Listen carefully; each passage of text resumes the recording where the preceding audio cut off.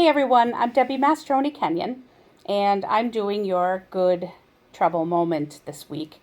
And I want to talk a little bit about the Lakota tribe that lives on the Cheyenne River Sioux Reservation out in South Dakota. I've traveled out there over about 10 times now. I try to get out there every year, if not twice a year, to do work with Simply Smiles and to visit the friends that I've made over the last years that I've gone there. But I want to talk about the first year we went out. And I say we because I went out there with people from Woodmont, UCC, 3 adults and 6 teenage girls all went out there. And we had no idea what to expect. But it changed our lives. It changed the way we see things. It changed the way we interact with the world. Some of the girls that have been there that went the first time have also gone back over the years and actually served as interns for weeks on end. 6 to 8 weeks they've gone out. So it's definitely been life-changing and enriching for all of us that have gone out there.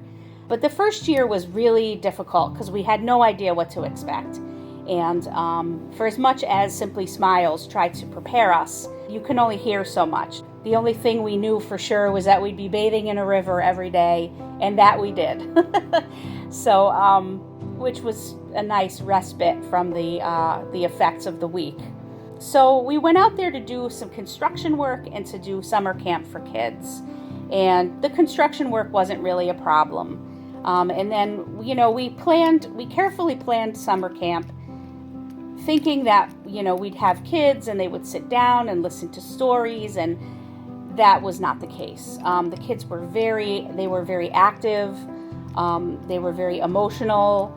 There was one child that the first time I met him, he came up and pinched me, and drew blood.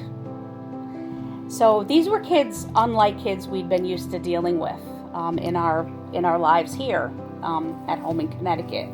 These are kids that are being raised by families that are not equipped to raise them.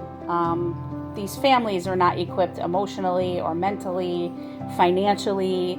They have no resources, and it's awful.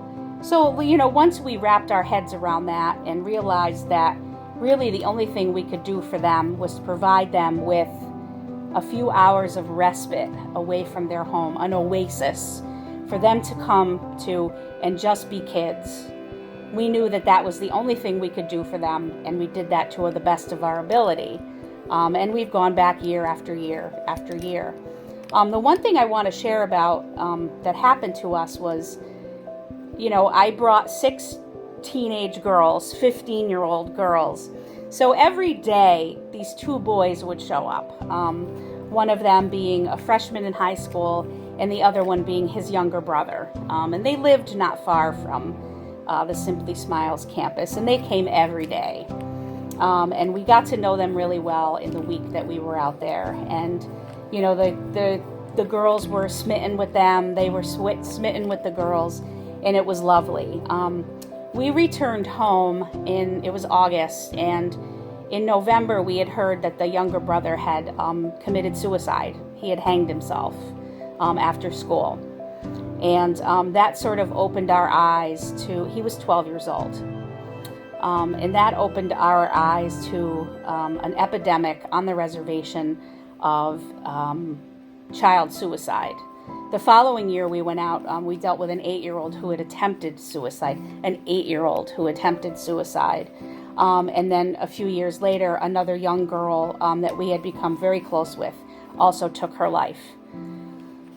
Devastating her friend and other things. So that is an epidemic out on the reservation, child suicide, because these children are being raised by parents and families not equipped to raise them, and they have little to no hope out there. So